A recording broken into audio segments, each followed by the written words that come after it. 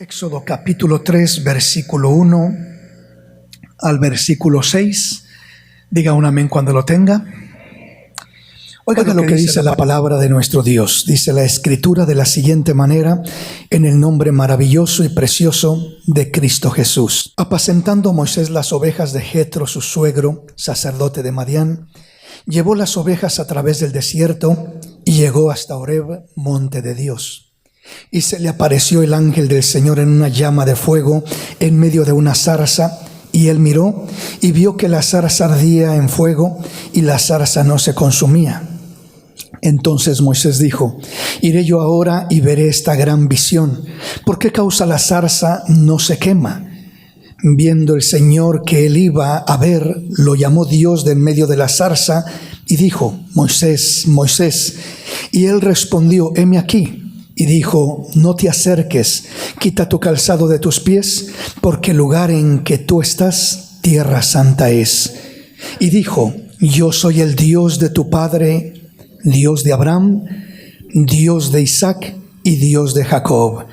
Entonces Moisés cubrió su rostro, porque tuvo miedo de mirar a Dios. Continuamos hoy meditando en la palabra de nuestro Dios, en esta serie de temas que hemos estado compartiendo recientemente acerca de lo que es el conocer a Dios personalmente. En este caso, miramos que la Escritura, en este pasaje me centro en el versículo 6, cuando Dios se revela a la vida de Moisés. Moisés en verdad no tenía un conocimiento personal de el Dios que estaba manifestándosele, del Dios que estaba presentándosele, revelándose en su vida. Y se reveló a través de una zarza que ardía y no se consumía. Y dice que esto llamó la atención de Moisés, no porque una zarza ardiera, ya que el que una zarza arda en el desierto no es nada raro ni nada muy especial, es algo de lo más común. Pero lo importante, lo intrigante, lo especial de esta zarza era que ardía y no se consumía. Una zarza es frágil, rápido y fácil prende fuego, pero así como prende se consume rápidamente, porque es de un material muy sencillo, muy delgado, muy frágil, muy fácil para encenderse y muy fácil para apagarse, consumirse. Pero esta zarza ardía y no se consumía. ¿Cuánto tiempo duró Moisés mirando esta zarza? No sabemos. Posiblemente una hora, posiblemente fueron horas, y le llama la atención y por eso se acerca a ver esta zarza. Y cuando se acerca a ver esta zarza, no era una zarza que ardía común y corriente naturalmente, no, era una zarza que ardía bajo el poder de Dios. Era la gloria de Dios la que estaba asentada sobre aquella zarza, haciéndola arder pero no consumirse al mismo tiempo. Y precisamente esa es una evidencia de la obra de Dios, del fuego de Dios, a diferencia de cualquier otro fuego natural. El fuego natural que representa los sentimientos, las emociones y todo lo natural del ser humano, es que así como prende, así como se emociona una persona, pierde su emoción, pierde su fantasía, pierde todo aquello natural, normal del corazón. Pero cuando es Dios ardiendo, llamando a una persona, lo hermoso y lo maravilloso es que esa vida arderá y no se terminará. Ese fuego seguirá ardiendo, seguirá prendida, seguirá encendida. Pasarán días, pasarán semanas, pasarán meses, pasarán años, y esa zarza seguirá ardiendo, esa vida seguirá ardiendo, ese corazón seguirá ardiendo. Cuando verdaderamente es una obra de Dios, esa zarza arde y no se consume, no se apaga, no se quema. No es una emoción que dura un par de días o un par de meses, sino es una obra preciosa en el corazón del hombre. Es un toque del fuego de Dios que comienza un día pero no se extingue. A pesar de las pruebas, de las luchas, de las dificultades, sigue ardiendo aquel fuego en el corazón de la persona.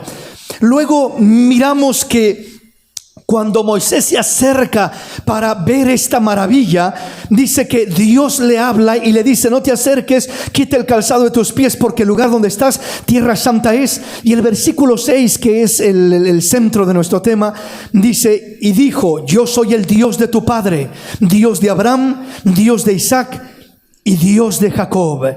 Entonces Moisés cubrió su rostro porque tuvo miedo de mirar a Dios. Está declarando Dios a Moisés quién era ese Dios que estaba manifestándosele. Yo soy el Dios de tu padre, el Dios de Abraham, el Dios de Isaac y el Dios de Jacob. Entonces, en esta declaración hemos estado mirando cómo Dios no dice simplemente yo soy el Dios de Abraham, Isaac y de Jacob, sino especifica directamente y específicamente: soy el Dios de Abraham.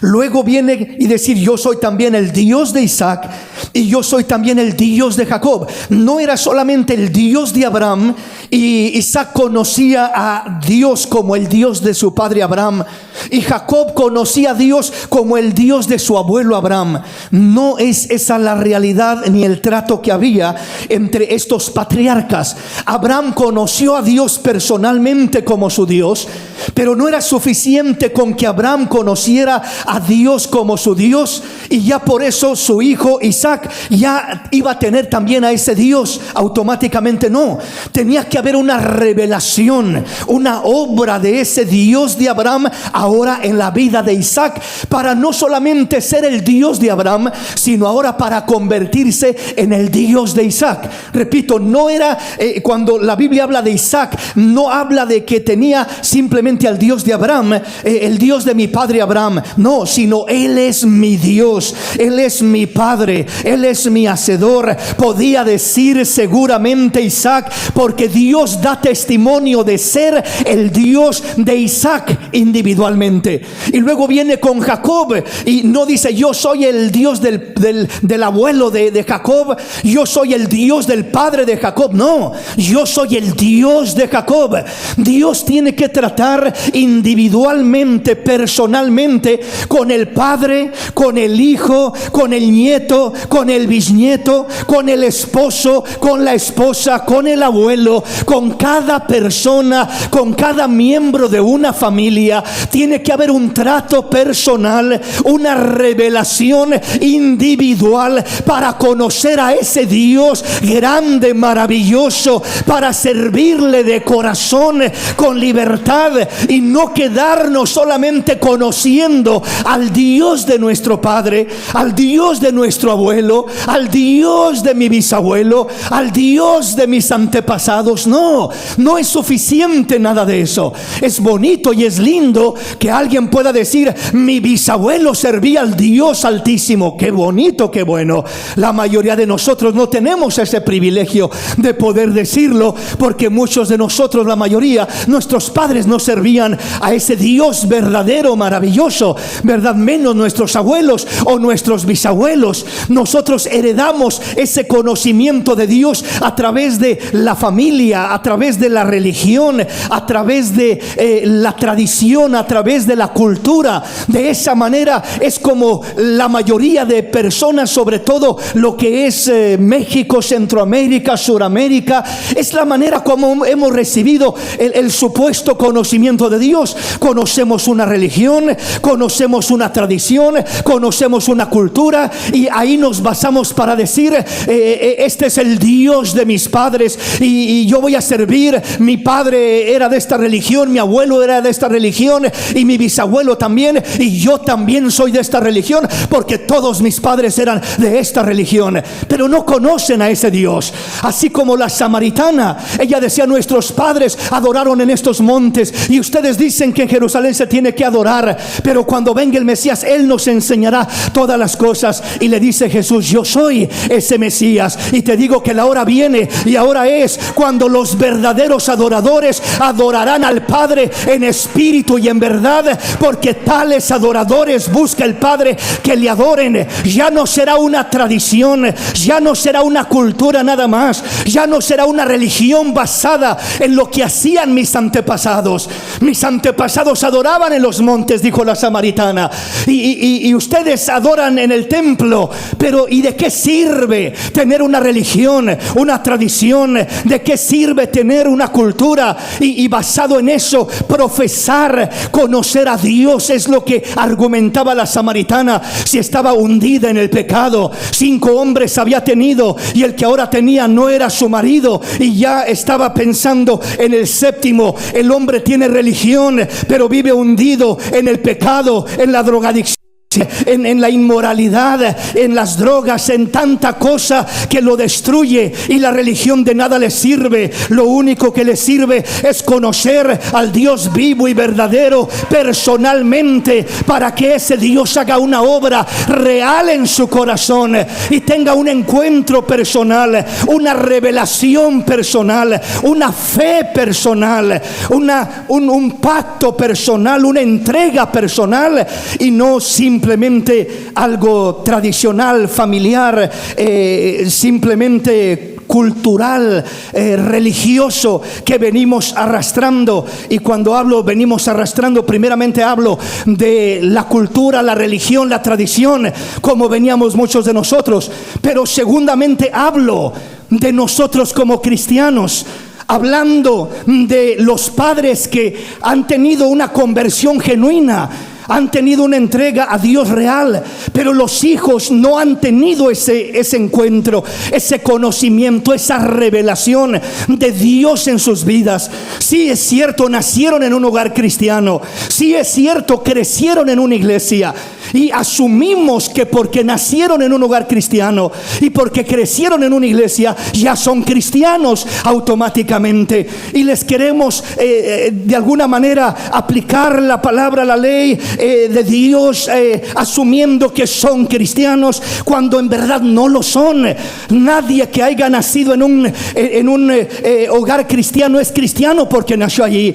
Nadie que haya nacido desde bebé lo trajeron a la iglesia, lo presentaron y ha ido creciendo en la iglesia y ya por eso es cristiano igualmente. La iglesia no convierte a nadie en cristiano. Un hogar no convierte a nadie en cristiano. Si alguien nació en un establo de vacas, no porque nació allí se convierte en una vaca porque nació allí o creció allí entre animalitos. Hay gente que nació en el campo y nació entre los animalitos y todo aquello, pero eso no lo convierte en un animalito, no lo convierte en algo así porque nació en un lugar así, no, sino que lo mismo es ahora, no porque nacimos en, repito, un hogar cristiano, no porque nacimos y crecimos en una iglesia somos cristianos, no. Requerimos un pacto personal, una fe personal, un encuentro, una entrega personal, para que Dios sea mi Dios, no el Dios de mi padre, no la iglesia de mi padre, de mi madre, no el lugar donde crecí, no lo que conocí, lo que me enseñaron simplemente en la escuelita dominical o lo que haya sido, sino que tiene que llegar uno a una decisión personal.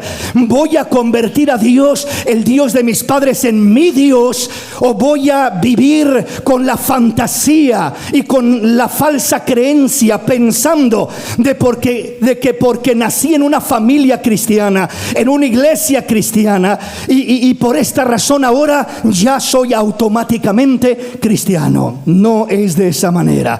Entonces el pasaje que nos ocupa dice: y dijo, yo soy el Dios de tu padre, Dios de Abraham, Dios de Isaac y Dios de Jacob. Individualmente, personalmente soy el Dios de Abraham, individualmente soy el Dios de Isaac, e individualmente y personalmente soy el Dios de Jacob. Soy el Dios de ellos, cada uno de ellos es mío, yo soy su Dios. Qué hermoso es poder decir: el creador del universo es mi Dios, yo soy suyo y Él es mío, Él es mi Dios. Y que Dios diga: sí, yo soy su Dios y yo soy el Dios de Él, y yo soy el Dios de ellos. Qué privilegio, qué honra, qué bendición poder escuchar a Dios decir: yo soy el Dios de fulano. Qué lindo que Dios diga de ti: yo soy el Dios de, como tú te llames.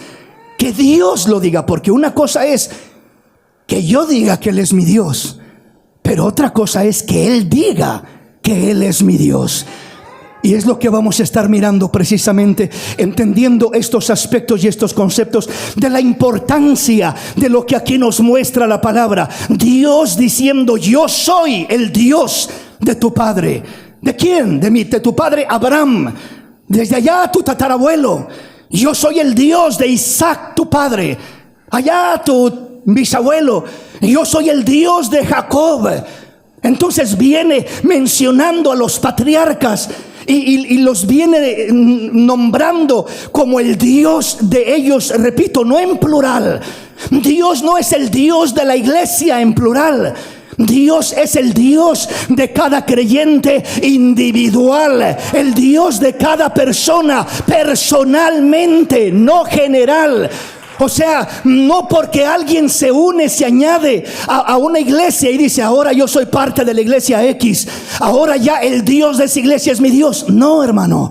Esto no funciona en grupo. Esto no funciona en general. Esto no funciona que porque una iglesia profesa creer tener a un Dios grande, maravilloso, por eso automáticamente al yo unirme a esa iglesia, ya también ese Dios es mi Dios. No, tú puedes ser parte de una iglesia y no conocer a ese Dios de esa iglesia. Tú puedes ser miembro de una familia y no conocer al Dios de esa familia, de ese hogar. Entonces necesitamos no conformarnos con ese conocimiento superficial, sino poder llegar a decir: el Dios de mi padre Abraham, el Dios de mi padre Isaac, el Dios de mi padre Jacob, ahora es mi Dios también. Es personalmente mi Dios. Y ya no lo conozco solo por Abraham o por Isaac o por Jacob o por mi abuelo o por mi padre o por mi madre, sino ahora lo conozco personalmente.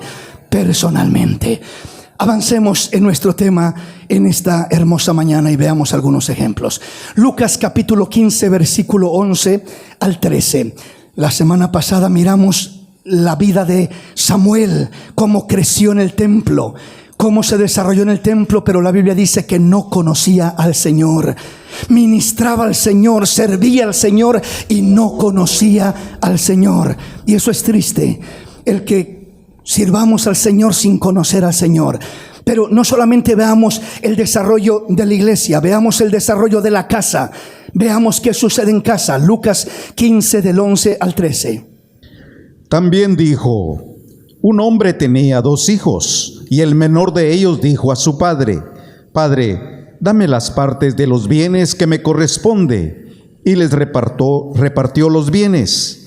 No muchos días después, juntándolo todo, el hijo menor se fue lejos a una provincia apartada, y ahí desperdició sus bienes viviendo perdidamente. Miramos la historia del hijo pródigo. Solo leo estos 3 versículos, los leemos para tener una base de lo que estamos hablando. Usted, cuando tenga tiempo, lea todo el pasaje. Nos habla de un hombre que tenía 2 hijos. Y dice que el menor de ellos dijo a su padre: Padre, dame la parte de los bienes que me corresponde. Y dice, y le repartió los bienes. No muchos días después, dice que juntándolo todo, el hijo menor se fue lejos a una provincia apartada, y ahí desperdició sus bienes viviendo perdidamente. Este hijo se fue de casa. Este hijo salió de casa. Este hijo se rebeló contra su padre. Se rebeló contra su madre, no lo especifica la palabra, pero es lo común. Y este hijo salió queriendo hacer su propia voluntad, vivir su propia vida a su manera. Este hijo salió posiblemente como muchos hijos que salen del hogar pensando, creyendo que sus padres los tienen encarcelados. No me dejan hacer nada en casa, no me dejan salir con mis amigos, no me dejan andar como ellos, vestir como ellos, hacer lo que ellos hacen, no me dejan regresar a la casa a la hora que yo quisiera, o no regresar si ese es el caso y no quiero regresar una noche, poder hacerlo con libertad.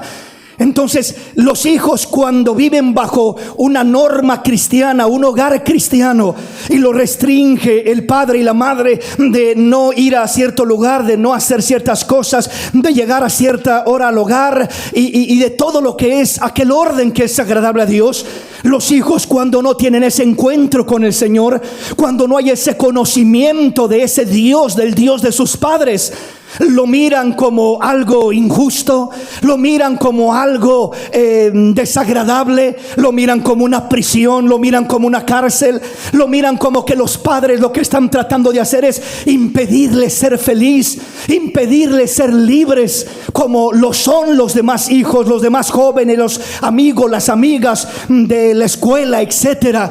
Y de esta manera llega un momento donde los hijos muchas veces tienden a rebelarse, tienden a simplemente irse del hogar, o simplemente no importarle lo que dice papá o mamá. Yo voy a llegar a la hora que me dé la gana, yo voy a hacer lo que yo quiera, porque tú no me mandas, porque yo soy dueño de mi vida, porque yo hago lo que yo quiero, etcétera, porque ya tengo 18 años o 20 años, ¿verdad? Entonces ya soy mayor de edad. En este país y en este tiempo es la típica expresión y declaración: ya soy mayor de edad y puedo hacer lo que yo quiera. Ya no me tienes que decir lo que tengo que hacer y lo que no tengo que hacer, porque ya soy mayor de edad. Resulta que el hijo es mayor de edad para poder elegir o decidir, pero no es mayor de edad para tomar responsabilidad por sus compromisos, muchas veces para poder solventar sus gastos, para pagar su renta, para pagar y cubrir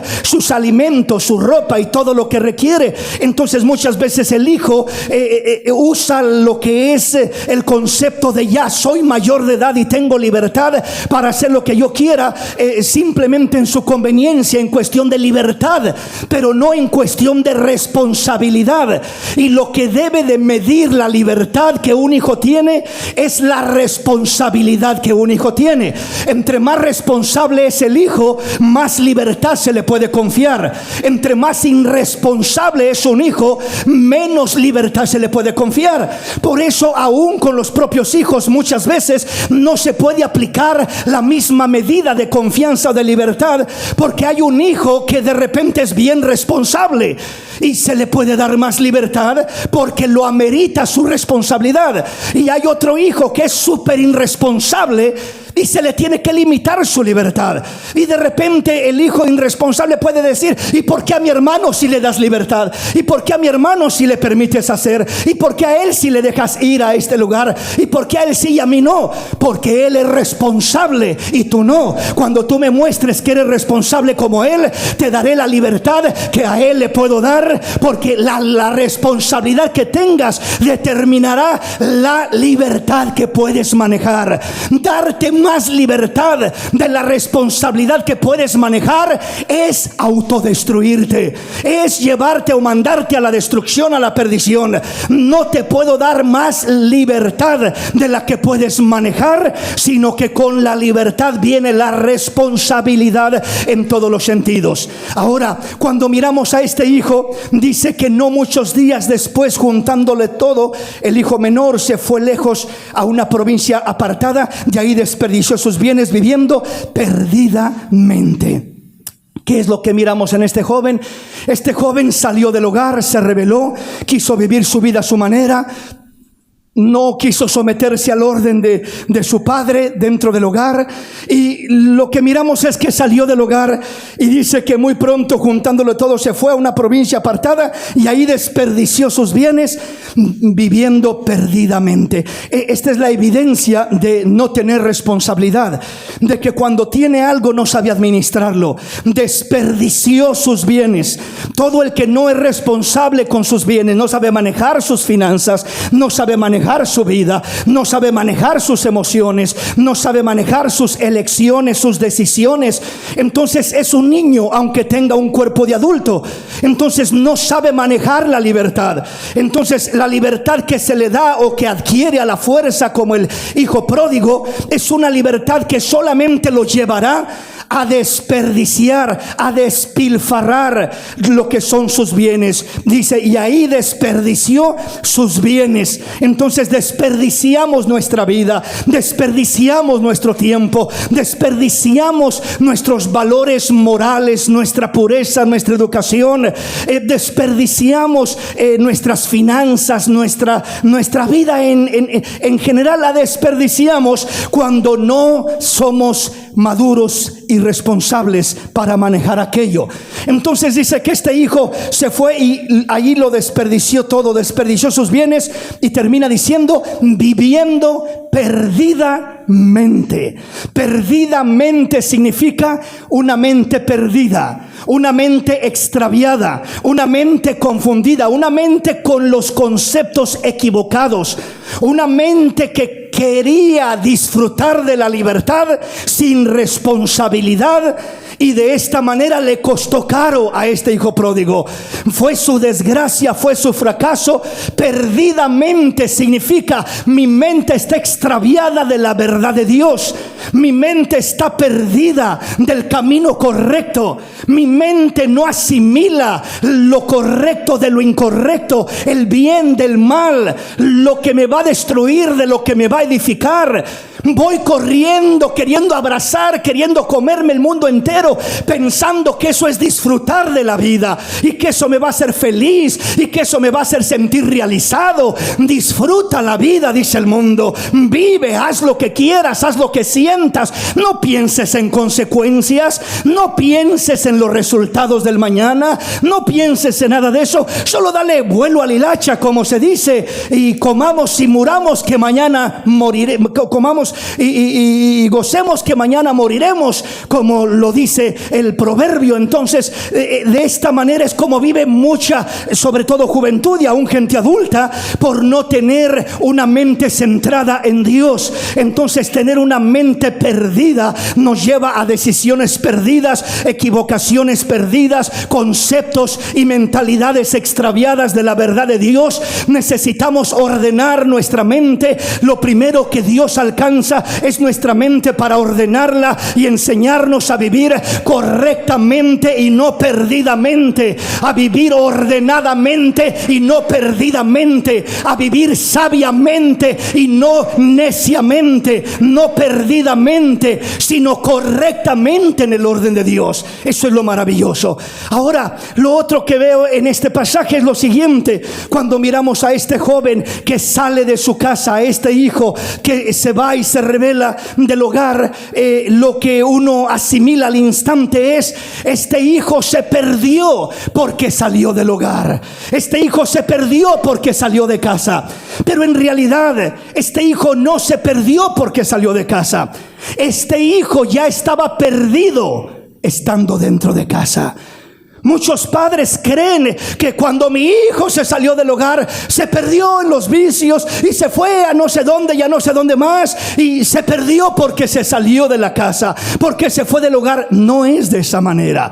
O sea, no se perdió porque salió del hogar. Un hijo que dentro del hogar no está perdido, sino centrado, que su mente está centrada en Dios, que no está perdidamente, no tiene una mente perdida, sino una mente centrada. Tiene metas, tiene ideales, sabe lo que quiere alcanzar, sabe lo que quiere lograr. Aún saliendo del hogar, no se va a perder afuera del hogar. Va a lograr metas, va a alcanzar retos, va a alcanzar logros, triunfos. ¿Por qué? Porque desde que está dentro del hogar tiene una mente centrada. Y si se sale del hogar, sale porque tiene que irse a estudiar, sale porque tiene que hacer esto o esto otro, de esta manera, de esta otra, etcétera, ¿verdad? A lo mejor sale porque ya está más grande de edad, ha logrado metas, tiene su empresa, tiene su casa propia, tiene logros que ha alcanzado. Gloria a Dios. Un hijo no se va a perder cuando está centrado desde su hogar. Va a salir y no se va a perder. El hecho de que los hijos salgan del hogar, eso no es lo que determina si se pierden o no. Lo que determina si se pierden o no es cuando desde que están dentro de casa ya están perdidos dentro de casa. casa. Este hijo estaba perdido dentro de casa. La evidencia de que un hijo está perdido aún estando dentro de casa es que no asimila el orden de Dios. Toma como una prisión la protección que se le quiere dar. Los padres tratan de protegerlo. No vayas aquí, no hagas esto, no te juntes con estos amigos, mira tus decisiones, mira aquí, mira allá. Cuando los padres tratan de protegerlo, y Dios también nos protege dándonos el consejo, dándonos su palabra, lo correcto, lo incorrecto. Honra a tu padre y a tu madre para que te vaya bien, porque es el primer mandamiento con promesa, y tengas largos días sobre esta tierra. Y todas la demás palabra que te muestra el Señor, todo lo que Dios y los padres intencionan para proteger al hijo, el hijo lo toma como que lo están aprisionando. Esa es una de las primeras señales que el hijo está perdido dentro de casa. El hijo no ha conocido a Cristo. Cuando uno conoce a Cristo, uno da gloria a Dios por la protección que le da Él a través de su palabra, por el consejo que recibe a través de sus padres. Cuando le estorban, cuando le dicen: hijo, por aquí no, por allá no, mira, por aquí es el camino correcto. Uno da gloria a Dios cuando entiende que lo están encauzando hacia el bien, cuando lo están motivando a buscar de Dios, a orar, a leer la palabra, a conocer, a tener una experiencia, un encuentro, un conocimiento personal del Dios de los cielos. Entonces, cuando ese hijo no está perdido, todo eso lo asimila para bien y dice: gracias a Dios por mi padre que constantemente ora por mí, gracias a mi madre por sus consejos, gracias a Dios porque están ahí apoyándome, y cuando me quiero desviar y estoy a punto de desviarme, ahí están para enderezar mis pasos, para llamarme la atención, para corregirme. Y comienza la persona a apreciar aquello, a valorar aquello. ¿Por qué? Porque no está perdido. Entonces, padres de familia que tienen a sus hijos, no porque sus hijos nacieron en casa, un hogar cristiano posiblemente, no porque sus hijos los trajeron a la iglesia desde bebés, los presentaron y han continuado en una iglesia, no por eso asuman que son cristianos. Los hijos están en casa como el hijo pródigo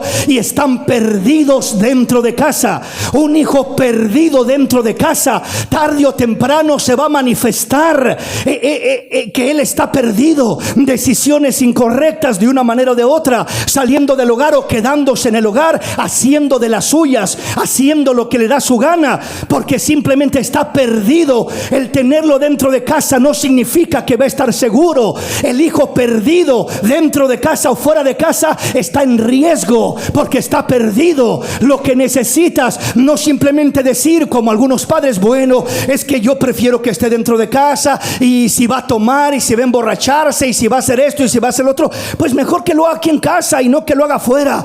Y pensamos que esa es la solución. Tener un hijo perdido dentro de casa es el mismo problema, es el mismo dilema. Nos va a crear problemas, va a haber situaciones desagradables. Entonces, ¿qué necesitamos? Necesitamos llevar a ese hijo a los pies de Cristo. Necesitamos seguir orando por ese hijo. Necesitamos ministrar a ese hijo. Necesitamos predicarle la palabra, hablarle de la salvación personal, no general como plan de salvación para este mundo, sino como algo personal para ti. ¿Qué piensas, hijo? ¿Has hecho un pacto con Dios? ¿Has hecho un compromiso con Dios? ¿Has tenido un encuentro con Dios? ¿No te gustaría tenerlo? No, pues que sí. ¿Quieres que trabajemos en ello? Dispón tu corazón y te apoyamos y oramos contigo y oramos por ti y pedimos a Dios. Y yo le aseguro que si el hijo verdaderamente se dispone y los padres se prestan, ese hijo muy pronto estará siendo tocado por el Dios de los cielos, estará siendo bendecido, estará siendo ministrado. Él tendrá una decisión personal, él tendrá una decisión para decir: quiero servir al Dios de mis padres personalmente. Una elección personal, una decisión personal, y no simplemente una religión de mis padres. Porque aún el cristianismo no deja de ser una religión más cuando solo conocemos a Dios como el Dios de nuestros padres, el Dios de la iglesia, el Dios de la Biblia, no mi Dios personalmente. Está bien creer en el Dios de la Biblia, Está bien creer en el Dios de mis padres cuando ese es el verdadero Dios. Está bien creer en el Dios de la iglesia cuando se predica el verdadero Dios, pero no es suficiente.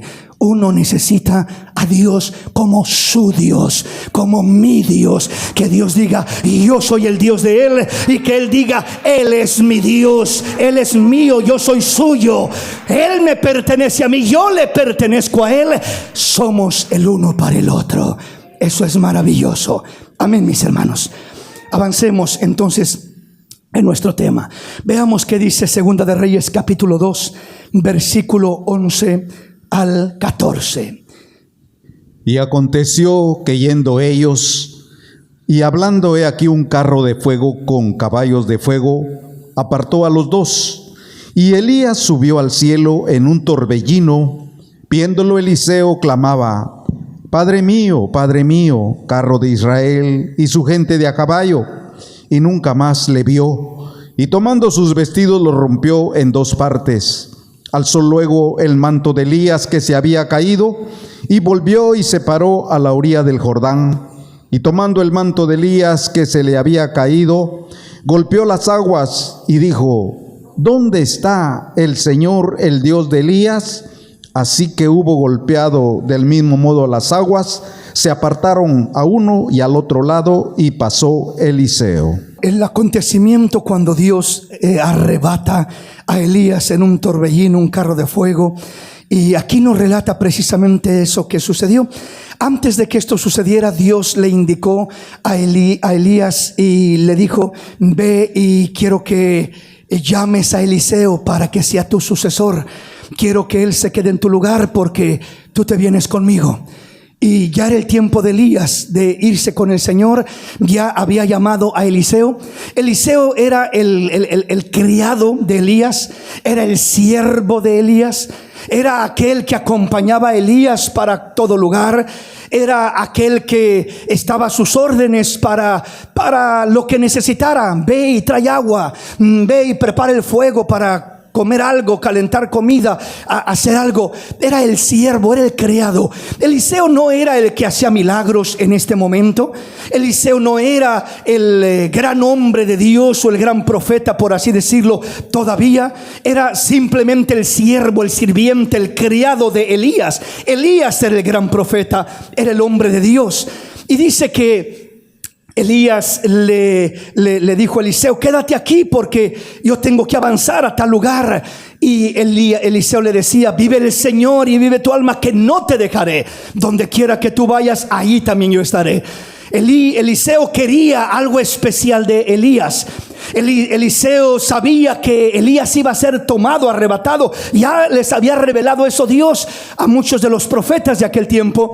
Y Eliseo quería algo especial de parte de Dios, o sea, a través de Elías, porque él solamente conocía a Dios por Elías, el Dios de Elías. Y dice que cuando fue arrebatado Elías, Eliseo alzó luego el manto de Elías que se le había caído, y volvió y se apartó a la orilla del Jordán, y tomando el manto de Elías que se le había caído, golpeó las aguas y dijo: ¿dónde está el Señor, el Dios de Elías? Y así que hubo golpeado del mismo modo las aguas, se apartaron a uno y a otro lado, y pasó Eliseo. En este momento Elías ya había sido arrebatado. Se cae el manto de Elías y Eliseo va y lo recoge. Se queda llorando diciendo: Padre mío, ha sido arrebatado, carro de Israel y su gente de a caballo se lo han llevado. Y él se queda ahí llorando. Pero ya que ve que se lo llevan, recoge el manto de Elías y dice que se va hacia el Jordán. Y cuando se para enfrente del Jordán, agarra el manto de Elías y dice: ¿dónde está el Señor, el Dios de Elías? Y golpeó las aguas. Y dice que las aguas se partieron, se apartaron para que pasara en seco, así como lo había hecho Elías unos momentos antes, que habían cruzado para el otro lado. Entonces, esta declaración, esta pregunta que hace Eliseo: ¿dónde está el Señor, el Dios de Elías?, ¿Qué está diciendo? ¿Dónde está ese Dios poderoso, ese Dios maravilloso de Elías? ¿Dónde está ese Dios al que servía Elías? Yo quiero saber si aún está presente. Yo quiero saber si está conmigo también. Ese Dios de Elías, como estaba con Elías, quiero saber si está conmigo. Y bueno, antes de esto, ¿verdad? Cuando Eliseo no se le despegaba a Elías, dice la palabra que Elías llega un momento que le dice: bueno, me sigues, si me sigues como que quieres algo especial de mí antes de que me vaya, ¿verdad? Dime, ¿qué es lo que quieres que haga por ti antes de que me vaya? ¿Verdad? Alguno hubiera pedido: pues dame mucho dinero, dame larga vida, dame, no sé, alguna cosa. Él le dice: dame una doble porción de tu unción, de tu espíritu, de lo que hay sobre tu vida. Yo quiero lo doble de lo que tú has recibido de Dios. Y yo quiero que me des lo doble de lo que le diste, de lo que Dios te dio a ti. Qué tremendo este hombre. Oiga, Elías no era un profeta sencillo, era uno de los profetas más grandes que han pisado esta tierra. Y Eliseo no se conforma con decir: yo quiero lo mismo que tú tienes, que Dios me dé lo que te ha dado a ti. Eso es lo que yo quiero. No, este se va mucho más arriba y dice: no me conformo ni siquiera con lo que Dios te ha dado a ti. Yo quiero lo doble de lo que Dios te ha dado a ti. Aleluya. Y yo quiero lo doble de lo que Dios te ha dado a ti. Aquí entra el compromiso de los padres de familia, de mostrarles a ese Dios maravilloso al que sirven, con sus hechos, con su testimonio, con su caminar, con las maravillas que Dios puede hacer en tu vida, para que los hijos, al mirar el Dios al que tú sirves, se sientan inspirados a decir: yo quiero al Dios de mis padres, yo quiero lo que mi padre tiene. Él ora y Dios hace cosas grandes. Mi madre dobla rodillas y cosas especiales suceden. Dios responde sus peticiones. Y yo quiero a ese Dios de mi padre, de mi madre. Y yo quiero a ese Dios. Y quiero no algo como lo que tiene papá o mamá. Quiero lo doble de lo que él tiene. Quiero algo superior a lo que él tiene. Quiero algo más grande de lo que él tiene. Eso es algo lindo. Ese es un reto para cada padre. Pero si los padres, en vez de inspirar ese deseo que los hijos quieran conocer al Dios maravilloso que ellos sirven, si lo único que ven en los padres es religiosidad, es costumbres, tradición, es simplemente cosas superficiales y no algo real, comenzando con un cambio de vida, con una obra de Dios en el corazón de ellos. Si los padres no reflejan ese deseo que los hijos conozcan al Dios al que sirven, entonces va a ser lo contrario, y los hijos van a decir: conocer al Dios de mis padres, ¿para qué? Para ser como ellos, para vivir como ellos, para vivir peleando, gritando, discutiendo, maltratándonos. ¿Para qué? Mejor así estoy bien, mejor así me quedo. Entonces los padres o inspiran o provocan rechazo. En este caso, Eliseo miraba a Elías como su padre. Él clamaba y decía: Padre mío, gente de Israel y su gente de a caballo se han llevado a mi Señor. Lo miraba como un padre. Lo amaba como un padre, lo respetaba como un padre, y él anhelaba conocer al Dios de su padre Elías, al Dios de su padre Elías, y él quería conocerlo, y por eso le dijo a Elías: quiero una doble porción de lo que tú tienes, lo que tú has recibido de Dios, la manera como Dios se mueve en tu vida, como trata Dios contigo. Yo quiero eso y más, quiero lo doble de lo que tú has recibido. Y Elías le dice: cosa grande has pedido, no te has conformado.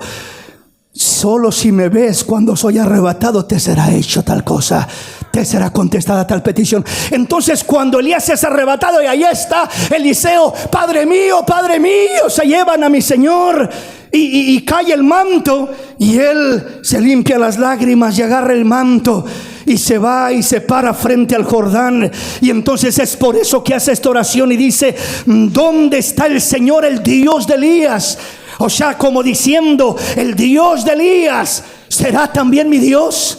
El Dios de Elías obrará también en mi vida. Y yo quiero conocer a ese Dios todopoderoso como Elías lo conoció. Y yo quiero servir a ese Dios todopoderoso como Elías le sirvió. Yo quiero mirar su gloria y su poder así como Elías lo miró. Yo también quiero a ese Dios de Elías. ¿Dónde está el Dios de Elías?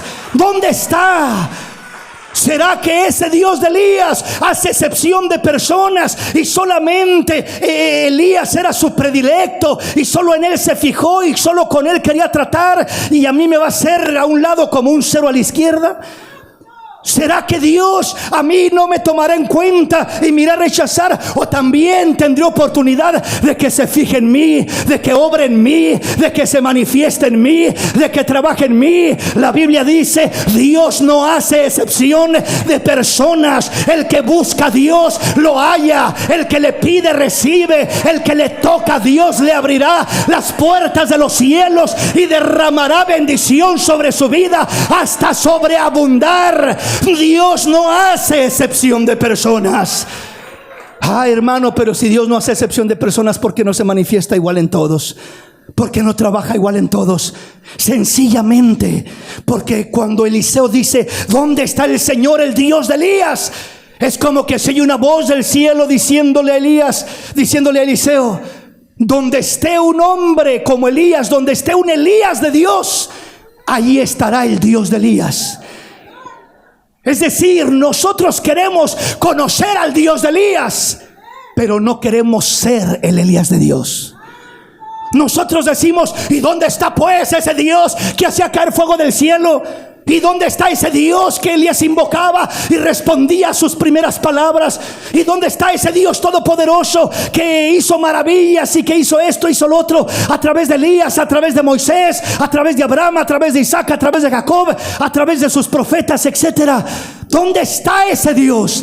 Y Dios dice: ¿dónde está un Moisés que me busque como me buscó Moisés?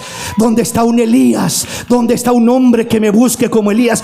Quieres al Dios de Elías, pero no quieres ser el Elías de Dios. Quieres al Dios de Moisés, pero no quieres ser el Moisés de Dios. Quieres al Dios de Esther, pero no quieres ser la Esther de Dios. Quieres al Dios de Pablo, pero no quieres ser el Pablo de Dios. No funciona de esa manera. Nos quedamos lejos de conocer al Dios de nuestros padres. Hablo al Dios genuino, verdadero, y hablo de nuestros padres espiritualmente hablando, de mi padre Abraham, de mi padre Isaac, porque Él es mi padre, Él es tu padre. Si has creído en el Dios de Abraham, Él es ahora tu padre, el padre de la fe. Ellos son nuestros patriarcas espiritualmente hablando. Ellos son esos siervos que caminaron delante de nosotros. Y si yo quiero al Dios de Abraham, al Dios de mi padre Abraham, al Dios de mi padre Isaac, al Dios de mi padre Jacob, al Dios de mi padre Pablo, padres espirituales que nos han guiado, que han sido instrumentos de bendición no solamente en el pasado, sino hasta el presente. Con los escritos que dejaron, siguen transformando vidas. Dios usó la vida de estos hombres y Dios se glorificó maravillosamente a través de estos hombres. Y fue un Dios grande, el Dios de Pablo, el Dios de Abraham, el Dios de Jacob, el Dios de Isaac, ahora el Dios de Elías y ahora el Dios de Eliseo. Cuando dice: ¿dónde está el Señor, el Dios de Elías?, es como que está preguntando, repito, ¿será que Dios igual irá a trabajar en mi vida? ¿Irá a tomarme en cuenta? ¿Irá a glorificarse en mi vida como lo hizo en Elías? ¿Dónde está el Dios de Elías? Y puso a prueba, tomó el manto y golpeó las aguas del Jordán. Y al instante que las golpea se abren y Eliseo pasa en seco, camina en seco. El Dios de Elías ya no era el Dios de Elías, ahora era el Dios de Eliseo. Ahora había un trato personal, ahora había un trato directo con el Señor. Y ahora ahí Eliseo miraba la gloria de Dios. Dios lo movía, Dios trataba con él, Dios hablaba con él, Dios obraba en su vida de maneras maravillosas, porque ahora ya no era el Dios de Elías, el Dios de su padre Elías, ya no está mi padre Elías, ya no le puedo preguntar qué hacemos, Señor, a dónde vamos, Señor, qué dice Dios ahora, caminamos al norte, al sur, hacemos esto o no lo hacemos. Ya no estaba ahí Elías para preguntarle. Ahora me quedé acá solo yo, Señor. No estás solo, hijo mío. Ahora ya no soy solo el Dios de Elías, tu padre. Ahora soy tu Dios, Eliseo. Y ahora me moveré en tu vida. Y ahora usaré tu vida. Y ahora me glorificaré en tu vida. Y ahora me manifestaré en tu vida. Ahora me convertiré en el Dios de Eliseo. Porque Eliseo se presta como Elías en las manos de Dios. Y si fui el Dios de Elías, ahora soy el Dios de Eliseo para glorificarme de una manera muy especial. De otra manera nos puede pasar lo que le pasó al rey Saúl. El rey Saúl servía al Dios de Samuel. Samuel era el profeta, Samuel hablaba, Samuel daba dirección, Samuel indicaba, Samuel decía vayan a la batalla o no vayan a la batalla, hagan esto o no lo hagan. Samuel era el que daba las instrucciones. Resulta que llegó el momento cuando Samuel murió y ya no estaba ahí. Y Saúl estaba desesperado sin saber qué hacer. Tengo a los filisteos enfrente de mí en calidad de batalla. Estoy temblando, no sé si los enfrento, si no los enfrento. ¿Qué hago? Dios no me contesta porque no tenía una relación con Él, porque no había un conocimiento personal de esta manera como lo había en Samuel. Y Él dependía de Samuel para que Samuel siempre lo dirigiera en este sentido. Pero entonces cuando Samuel murió, ¿sabe qué terminó haciendo Saúl? Consultando una bruja, supuestamente para que le hiciera traer el espíritu de Samuel y consultar a Samuel por medio de ella y preguntarle a Samuel: Samuel, ¿qué hago? Dime tú qué hago. Y así sucedió. Va con la bruja, la hechicera, y esta le invoca a aquel personaje y aparece aquel personaje. Es decir, aparece un personaje fingiendo o diciendo ser Samuel. La escritura no da testimonio abiertamente de que fuera Samuel o que Dios se manifieste a través de consultar a brujos y a hechiceros. Eso va en contra de todo lo que la palabra de Dios establece. Entonces, ¿qué era aquello? ¿Era realmente Samuel? No, era simplemente un demonio disfrazado, aparentando ser Samuel, hablando como Samuel y declarándole a este hombre, a Saúl, lo que ya Samuel había dicho desde antes: que iba a morir, que Dios se había apartado de él y que lo había entregado en las manos de los filisteos. Entonces terminó mal Saúl. Nosotros no podemos vivir de esa manera. En el momento de la desesperación, en el momento del problema, que no sepas a dónde correr, que parece que no tienes a quién correr, que no hay nadie a tu lado. Cuando conoces al Dios de los cielos, Él es suficiente y más que suficiente para correr a Él, para acudir a Él, para clamar a Él. Y Él dice: clama a mí y yo te responderé y te enseñaré cosas grandes y ocultas que tú no conoces. Yo haré cosas grandes en tu vida, pero clama a mí, búscame a mí, conóceme a mí y yo me manifestaré en tu vida. Yo me manifestaré en tu vida, yo obraré, yo trabajaré, yo me glorificaré en tu vida. Conoce al Dios de tus padres, conócelo personalmente. Entonces Eliseo pregunta: ¿dónde está el Señor, el Dios de Elías? Y Dios pudo haberle respondido: donde esté un hombre como Elías, donde esté el Elías de Dios, allí estará el Dios de Elías. Entonces muchas veces nosotros nos afanamos en decirle a Dios: Señor, yo quiero ver lo que Elías miró, yo quiero ver lo que Moisés miró, yo quiero ver y hacer lo que Pablo hizo, y yo quiero, Señor, úsame como a Pablo, y úsame como a fulano, y úsame como a sutano. No es malo eso, es algo bonito, es algo noble, es un buen deseo, pero tenemos que saber cuál es la base para que eso suceda. Porque que pidas eso noche y día no significa que sucederá. Que pidas eso constantemente no significa que sucederá. Entonces, ¿cómo podemos provocar para que el Dios de Elías sea mi Dios? ¿Cómo puedo provocar para que el Dios de Abraham sea mi Dios? para que el Dios de Jacob sea mi Dios, para que el Dios de Isaac sea mi Dios, para que el Dios de Sara sea mi Dios, para que el Dios de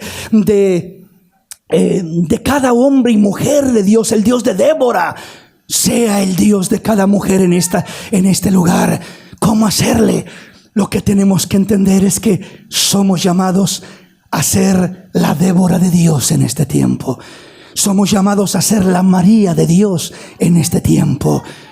Somos llamados a ser la Esther de Dios en este tiempo, la Ruth de Dios en este tiempo, el Boaz de Dios en este tiempo, el David de Dios en este tiempo, el Salomón de Dios en este tiempo, para que el Dios de Salomón te dé la sabiduría de Salomón. Sé el Salomón, disponte como Salomón, atrévete a creerle, a amarle, sé como David, desafía a tus gigantes, agárrate de la mano del Señor y pídele al Señor que use tu vida, que transforme tu vida, que te convierta en un hombre como David, en un hombre como Daniel, en un hombre como Pablo, en un hombre como Pedro. Señor, te pido que me ayudes, Señor. Quiero ser como aquellos hombres, quiero ser como aquellas mujeres. Y cuando tú determinas ser como aquellos hombres, ser como aquellas mujeres, ni siquiera tendrás que preguntar dónde está el Dios de Pablo. El Dios de Pablo se manifestará en tu vida cuando tú tratas de ser como el Pablo de Dios. El Dios de Elías se manifestará en tu vida cuando tú tratas de vivir como el Elías de Dios. El Dios de María se manifestará en tu vida cuando tú buscas honrar a Dios como María honró a Dios desde su juventud. Entonces debemos de entender que el provocar que Dios se fije en nosotros y que Dios obre en nosotros y que Dios se mueva y se manifieste en nosotros no consiste simplemente en un buen deseo o una buena intención. Consiste en que nosotros determinemos qué clase de vida quiero vivir, como quién voy a ser, como quién quiero ser. Quiero vivir imitando a los modelos de este mundo, quiero vivir imitando a los actores de este mundo.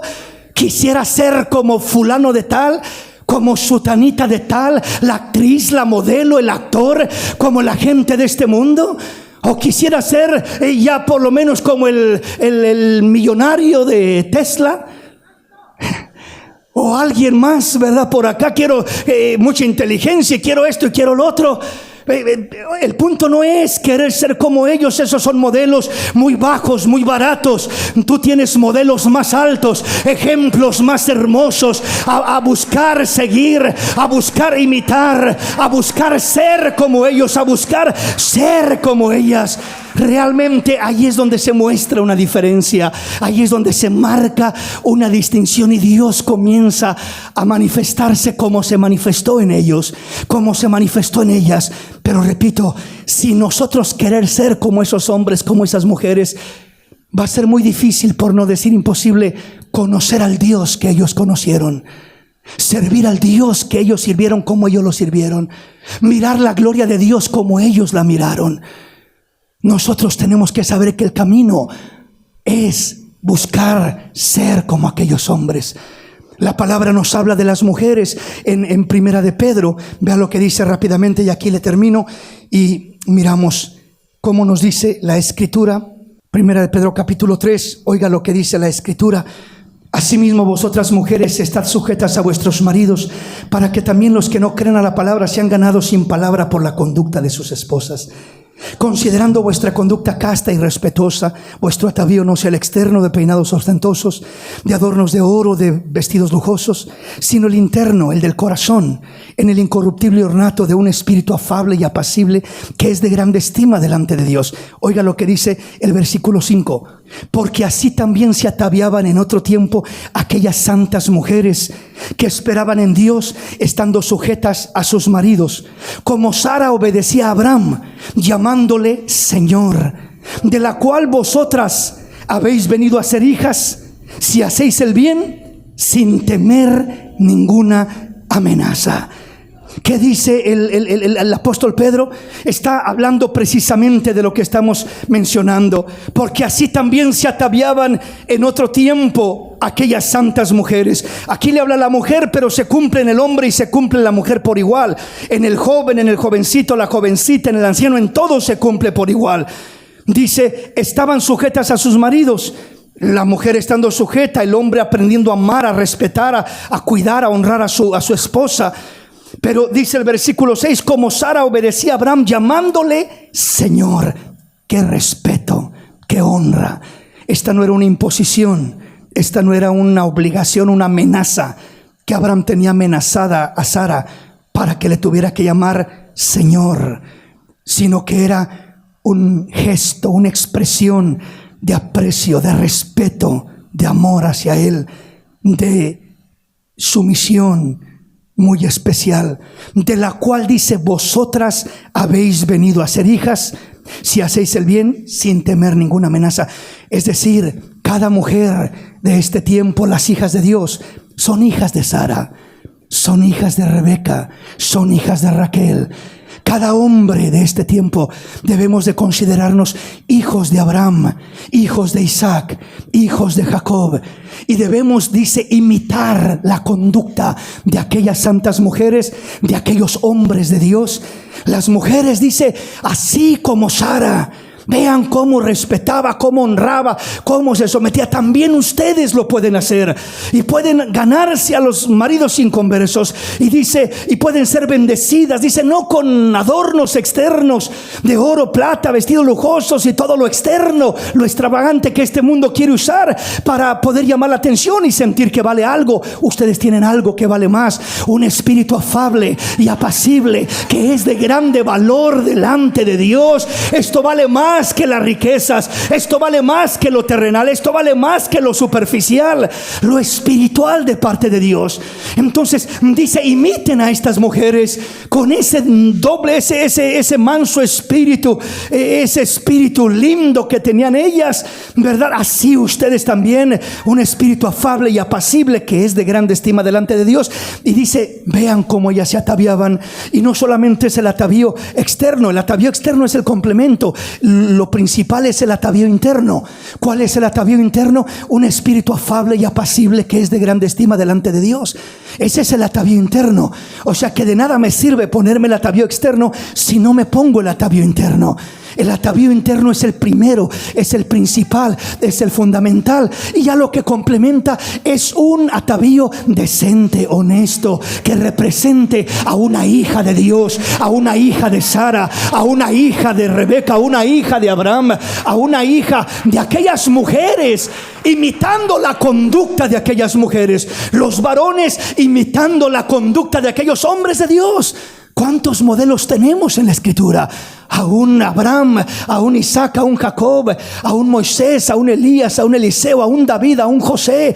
Si algún jovencito dice, hermano, mis padres son inconversos, mis hermanos no me pueden ver porque soy cristiano, mira a José, él es tu ejemplo, inspírate en él. Sus hermanos lo aborrecieron, lo vendieron y terminó como esclavo, pero él honró a Dios. Mira a Daniel, estando como cautivo en Babilonia, se propuso en su corazón no contaminarse con las cosas de Babilonia, y Dios le dio gracia y lo respaldó y lo usó y lo levantó poderosamente.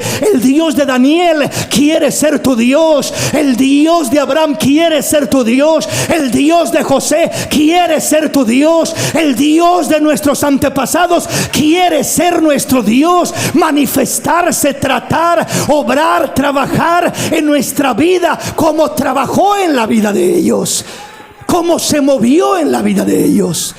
¿Sí me explico, mis hermanos? El tiempo ya se nos fue y continuamos con nuestro tema. Vamos a ponernos de pie.